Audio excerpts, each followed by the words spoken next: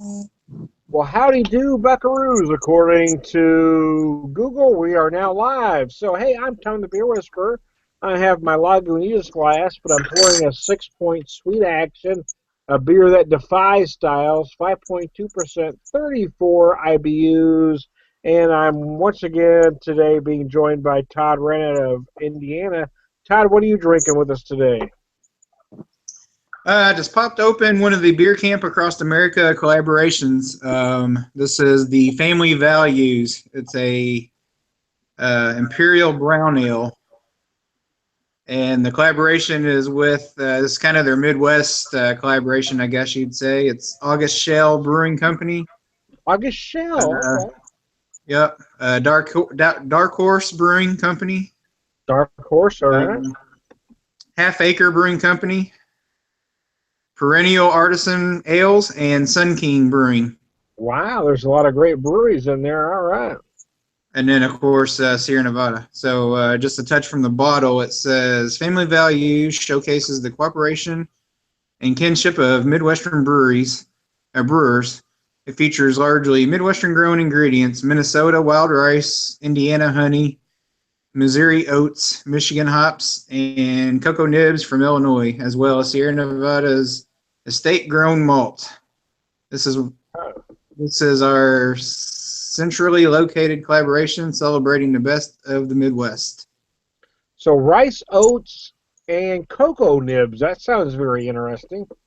Yeah, and honey, and of course the hops from Michigan. So Huh. um, it checks in at 8.5% ABV and 35 IBUs.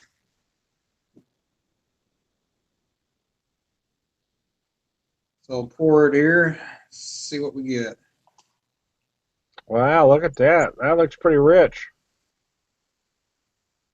Can really smell the out of the bottle. Can really smell the cocoa nibs. Interesting. It was Yeah, brewed that with looks cocoa rich nibs and honey. coming from the bottle. That look rather thick. Yeah, you can't.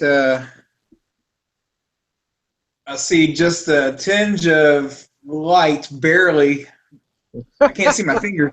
Can't see my fingers through it, but I can see a little bit of redness coming in just from where you can see the light on the other side, but you can't really see through it. It's dark. Kind of has a reddish uh, hue to it a little bit. It's a nice looking colored beer though. The head on it dissipated pretty quickly though. Yeah, I definitely get the cocoa on the nose. I'll tell you, I don't smell much of the honey that they're saying, but Yeah, that's what I was going to ask you. Did you feel if you felt the honey on the nose? I probably have it a tad colder than it should be. I got it out of the fridge, so didn't just kind of saw it just kind of popped up, and so I just pulled it out, and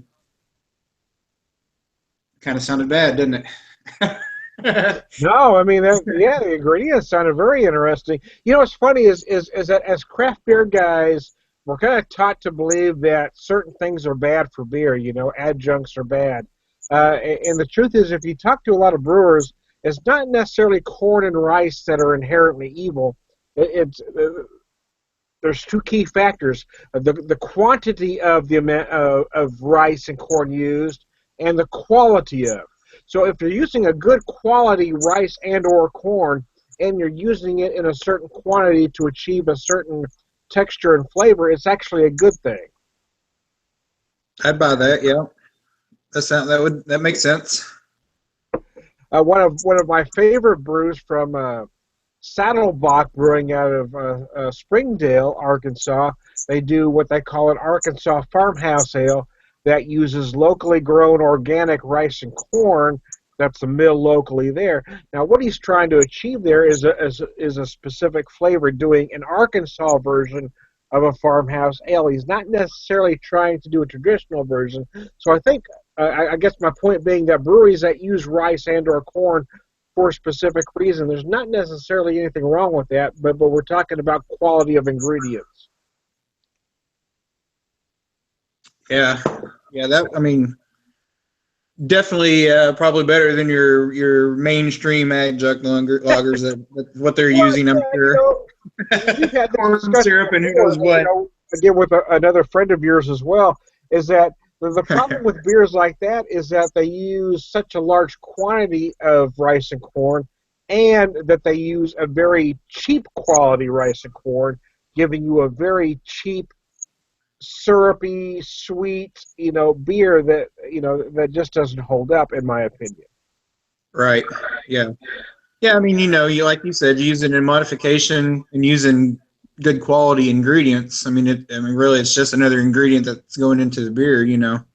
That's As right. long Yeah, I as mean, it's not the ingredient itself that's evil; it's how it's used. exactly. Yeah. Yep. Yeah, I go along with that 100% there. So, have you had this before? The Sweet Action from Six Point. Um, I have not. It's an interesting beer. It is one of those that kind of defies style. Um, it has. I don't know what's the word I'm looking for. I feel different styles in it. I mean, it's kind of light. It's easy drinking. It just feels like kind of a nice, easy drinking summer ale.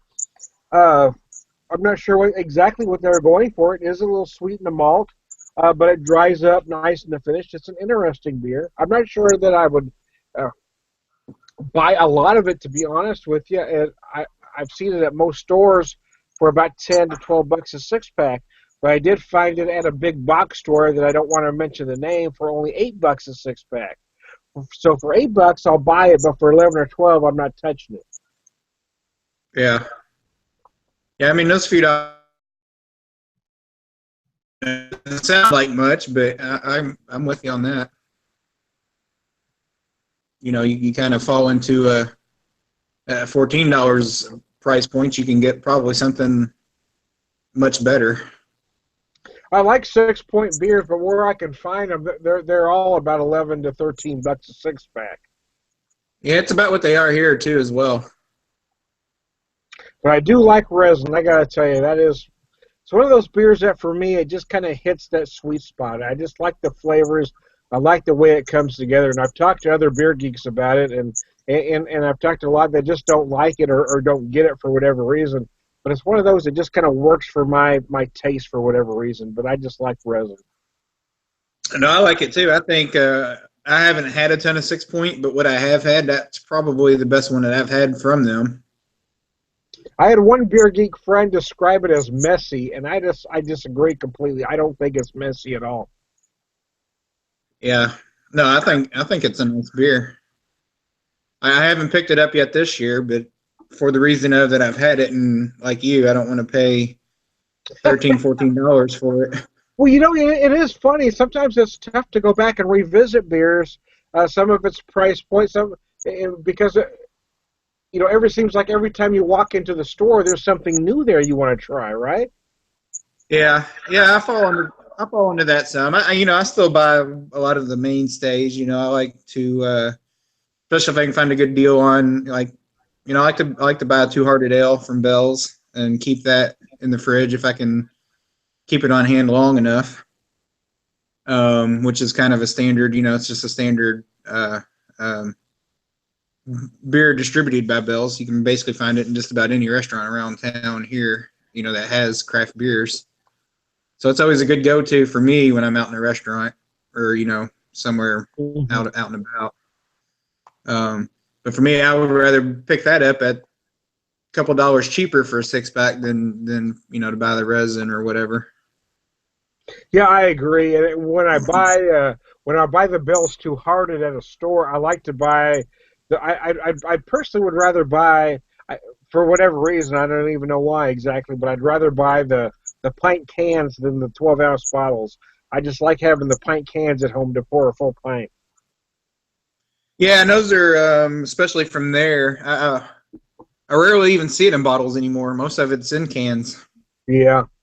I around do here like anyway. cans. What's funny is if you had asked me a couple 3 years ago, I hated craft beers going into cans, and now I gotta say, I mean, I've been converted. I like the cans better. Yeah, I do too. It's one, they're easier to store, and easier to transport if you're going somewhere, you know, and putting them in a cooler or something. You know, Yeah, well, in the long term, if you've got some, you know, I don't know, I don't think there's a ton of like stouts or imperial stouts or anything like that that's going into cans at the moment, but I would think that that would help. It helps keep the light out from, you know,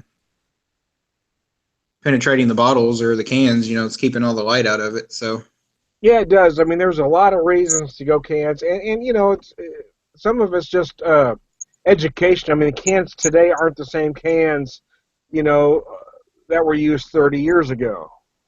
right, yeah, and it's just, yeah, people still have it stuck in their mind, or at least a lot of the older generation anyway. Although, you know, Well, yeah, I mean, I agree. I mean, like myself, like I said 3 years ago, I was arguing with folks on social media. I mean, I hated the idea of cans, but now, I mean, like I said, I've been converted. I admit my mistake, man. I was wrong. I do like the cans better now.